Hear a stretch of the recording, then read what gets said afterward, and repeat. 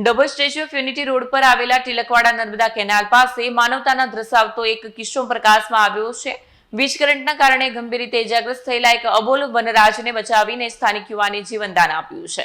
ઘટનાની વિગત મળતી માહિતી મુજબ તિલકવાડા રોડ પર નર્મદા કેનાલ પાસે વાંદરાઓના એક ટોળામાંથી વાનર અચાનક વીજ લાઇનના સંપર્કમાં આવી જતા તેને જોરદાર વીજ કરંટ લાગ્યો હતો। કરંટ લાગવાના કારણે વાનર અધમુઈ હાલતમાં જમીન પર પટકાયો અને તેના શરીરના પાછળના ભાગે ગંભીર અસર પહોંચી। આ દ્રશ્ય જોઈને ત્યાંથી પસાર થઈ રહેલા ધવલ જયસ્વાલ નામના સેવાભાવી યુવાનું હૃદય દ્રવી ઉઠ્યું।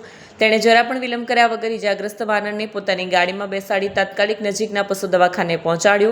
તબીબી સારવાર અને રિકવરી પશુ ચિકિત્સકે વાનરની તપાસ કર્યા બાદ જણાવ્યું કે વીજ કરંટના આંચકાને કારણે વાનરના બંને પગ અત્યારે કામ નથી કરી રહ્યા।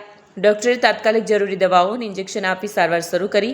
તબીબોના મતે આગામી 4 થી 5 કલાકમાં દવાની અસર થતાં વાનર ફરીથી હરતો ફરતો થઈ જવાની પૂરી શક્યતા છે। વિડીયો જર્નાલિસ્ટ ફઝલ રઝા ખત્રી સાથે સત્યા ટીવી ન્યૂઝ ડભોઈ।